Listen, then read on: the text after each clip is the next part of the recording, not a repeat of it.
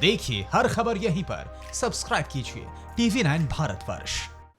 उसमें उस प्रकार की राहत मिले ऐसा प्रयत्न करना पड़ता है और इसलिए लीक में चलते हुए भी लीक का विचार कर चलना पड़ता है।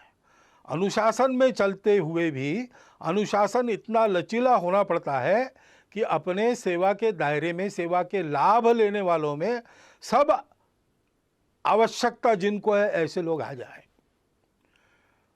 फिर दृष्टि की बात है, हम ये सब बताएंगे, ये सब करवाएंगे तो आदतें भी लोगों के ठीक रहे। आदतें ठीक न रखने के कारण भी ये बीमारियां आती है। तो ये अनुभव लोग ले रहे हैं, अब उनकी मनोभूमिका तैयार है तो हमने अच्छाई का प्रचार प्रसार भी लगे हाथ करते रहना चाहिए। ये केवल कार्यक्रम नहीं है, इसमें से हम लोगों के जीवन को सुरक्षित कर रहे हैं और लोगों के जीवन को गढ़ भी रहे हैं। अपने पवित्र समाज का संरक्षण और सर्वांगीण उन्नति, ये हमारी प्रतिज्ञा है और इसलिए उस दृष्टि को ध्यान में काम करना है और धैर्य रखना है।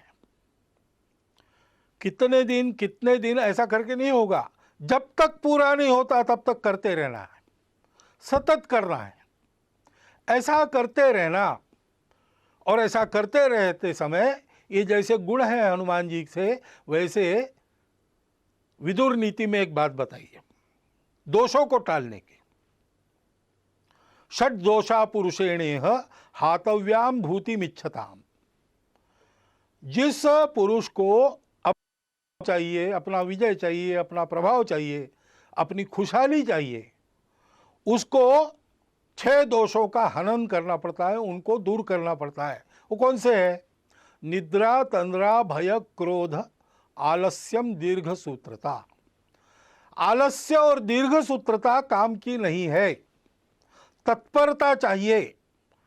जब उपस्थित भारत का इस के दौर में काम बहुत अच्छा हो रहा है, इसका पहला कारण है कि तत्परता पूर्वक सारी उपाय योजनाएं यहाँ के शासन प्रशासन ने लागू की और उतने ही तत्परता पूर्वक समाज के एक बहुत बड़े अंश ने उसको अमल में लाया। तो आलस्य नहीं किया, दीर्घ सूत्रता नहीं दिखाई, इसको ध्यान में रखना चाहिए। वो तत्परता अपनी कायम रखनी चाहिए।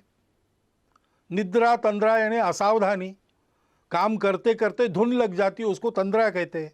धुन लगना अच्छा है लेकिन तंद्रा अच्छी नहीं, क्योंकि उसमें विचार नष्ट होता है। सोच समझ के सजग रहकर एक एक कदम डालते हुए काम करना और भय और क्रोध को टालना।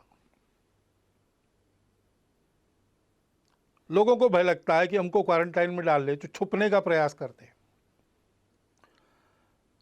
लोगों को कुछ नियमों में बांध दिया तो लोगों की ऐसी भावना होती है कि हम पर कुछ प्रतिबंध ला रहे हैं। अब संघ ने अपने और मार्च में ही तय करके जून आखिर तक सारे कार्यक्रम बंद कर दिए। लेकिन किसी किसी को लग भी सकता है कि सरकार हमारे कार्यक्रमों पर प्रतिबंध कर रही इस निमित्त, और भड़काने वाले लोगों की कमी नहीं है। उसके कारण क्रोध पैदा होता है, क्रोध के कारण अविवेक होता है, फिर अतिवादी कृत्य होते हैं। हम जानते हैं कि इसका लाभ लेने वाली ताकत है और वो प्रयासरत है। जिस प्रकार इस कोरोना के बीमारी का फैलाव अपने देश में हुआ है, उसमें एक कारण यह भी है। परंतु 2 बातें ध्यान में रखनी चाहिए।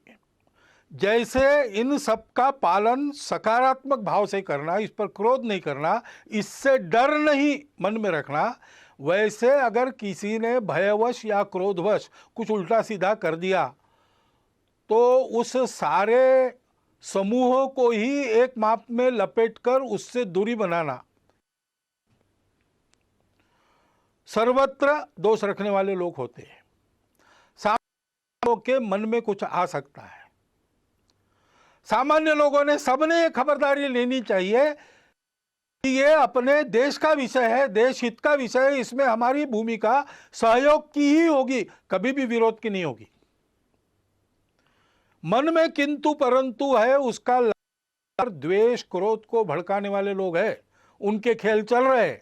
स्वार्थ के कारण होंगे, ऐसे कुविचार रखने के कारण बहुत सारे लोग ऐसा प्रयास करते हैं, राजनीति भी बीच में आ जाती है। ये जिनको करना है, जिनका चलता है उनको चलता रहे, इससे बचना। ये लोग अपना कुछ बिगाड़ न ले, इतनी सावधानी और इतना बल सजग जागृत रखना। लेकिन हमारे मन में इसके कारण प्रतिक्रियावश कोई खुन्नस होनी नहीं चाहिए। भारत का 130 करोड़ का समाज भारत माता का पुत्र है, अपना बंधु है। इस बात को ध्यान में रखना चाहिए। भय और क्रोध दोनों तरफ से नहीं करना चाहिए। और जो जो अपने अपने समूह के समझदार लोग हैं, नेतृत्व करने वाले लोग हैं, उन्होंने इससे अपने समूह को बचाना चाहिए। और ऐसे भय या क्रोधवश होने वाले कृत्यों में हम लोग नहीं है, हम लोगों को नहीं रहना चाहिए, ये अपने अपने समाज को सिखाना चाहिए। ऐसा नहीं करते तो क्या होता है, भारत के समाज को अतिशय वंद्य ऐसे 2 सन्यासियों की हत्या महाराष्ट्र में हुई। अब उसको लेके बयानबाजी वगैरह चलती है, उसको एक बाजू रख दिया जाए, परंतु यह कृत्य होना चाहिए क्या? कानून व्यवस्था को हाथ में लेना। ऐसा जब होता है तो पुलिस ने क्या करना चाहिए? ये सारी बातें सोचने की बातें हैं। ऐसे संकट के घड़ी और ऐसे मन में परंतु रहते हैं, रह सकते हैं, अपेक्षा स्वाभाविक है। उनके चपेट में न आके हम सारे भेद की, स्वार्थ की प्रवृत्तियों को अलग रखकर उनसे बचते हुए, उनको उभरने न देते हुए देश हित में सकारात्मक बनकर ही आगे बढ़ना चाहिए। भय क्रोध ये जो 2 दोष है उसको टालना चाहिए। उन सन्यासियों की हत्या हुई, पीट पीट कर मार डाला गया, निरुपद्रवी लोग थे, किसी का कोई अपराध उन्होंने किया नहीं था। धर्म का आचरण करने वाले, धर्म का आचरण फैलाने वाले थे, मानव पर उपकार करने वाले लोग थे। उसका दुख हम सबके 28 तारीख को उनको श्रद्धांजलि देने के लिए हिंदू धर्म आचार्य सभा ने कुछ आह्वान भी किया है। विश्व हिंदू परिषद ने जो कार्यक्रम भी दिया है उसका हम सब लोग पालन करेंगे। उनकी स्मृति में अपनी श्रद्धांजलि व्यक्त करता हुआ इस विषय में मैं आगे बढ़ता हूं। धैर्य रखकर सारी बातें करनी चाहिए, क्योंकि ये बीमारी जाएगी, लॉकडाउन की आवश्यकता नहीं रहेगी। लेकिन जो अस्ता व्यस्त हो गया उसको ठीक करने में समय लगेगा। हमने देखा है कहीं कहीं ऐसा हुआ भी है कि थोड़े से बंधन शिथिल होने के बाद एकदम भीड़ हो गई, फिर से उनको तितर बितर करना पड़ा। ये अविवेक हो सकता है समाज में। सामान्य व्यक्ति को ऐसे समय में दिशा देने वाले लोग होने पड़ते हैं। अब विद्यालय खुलेंगे तो फिजिकल डिस्टेंस मेंटेन तो करना पड़ेगा आने वाले समय में कई दिनों तक। उसकी व्यवस्था कैसे होगी वो बताना भी पड़ेगा। समाज इकट्ठा के ये कैसे हो सकता है सोचना भी पड़ेगा। विद्यालय में, विद्यालय के आसपास के परिसर में छोटी संख्या में क्लासेस लगा सकते हैं क्या, ई क्लासेस लगा सकते हैं क्या, क्या करके विद्यालय की शिक्षा शुरू भी होगी और ये डिस्टेंस मेंटेन होगा। बाजार वगैरह शुरू होंगे, लेकिन लोग इस अंतर को कायम रखने का पालन करेंगे। फैक्ट्री उद्योग शुरू होंगे, तब भी भीड़ नहीं होगी, अंतर रखकर अनुशासन से लोग चलेंगे।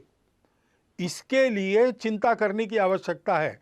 यानी राहत पहुंचाने का काम शायद कम हो सकता है, परंतु फिर से ये बीमारी न आए, उतावली न हो, इसके लिए समाज को दिशा देने का काम हमको करते रहना पड़ेगा। ये सारे काम होने हैं तो समाज में एक सद्भाव, सदाचार, सहयोग का वातावरण बनना चाहिए। समाज के सारे जनमान्य लोगों को इकट्ठा करके उनके द्वारा ये बात करवानी होगी। संवाद रखना पड़ेगा। अनुशासन पालन के बारे में स्वयं का उदाहरण और उपदेश उन लोगों को रखना पड़ेगा। उसके लिए उनके साथ भी बात करनी पड़ेगी। लोगों की क्षमता, प्रतिकार क्षमता बढ़े। कई आयुर्वेदिक उपाय है, योग है, व्यायाम है, तरह तरह के प्राणायाम है। उपाय तो अपना स्वास्थ्य मंत्रालय भी बता रहा है और जगह जगह के चिकित्सक भी बता रहे हैं। उसका नित्य नियमित आचरण करने का एक क्रम कुटुंबों में चलना चाहिए। कुटुंबों में संस्कार का वातावरण होना चाहिए। शांत दिमाग से किसी भी भय यानी पैनिक के चपेट में हम न आते हुए जो करना है वो कर्तव्य ठीक से करना, इस प्रकार का स्वभाव बनने के लिए कुटुंब में भी उस प्रकार के स्वभाव का संस्कार होना चाहिए। इसके हमको प्रयास करने पड़ेंगे और प्रयास में वही क्रम रहेगा। हमको उदाहरण बनना पड़ेगा, हमको समुपदेशन करना पड़ेगा, हमको अपनी सेवा से सबको जोड़ना पड़ेगा और सबका सहयोग जुटाना पड़ेगा। ये बीमारी पहली बार आई है इस प्रकार की सारे दुनिया में एक साथ।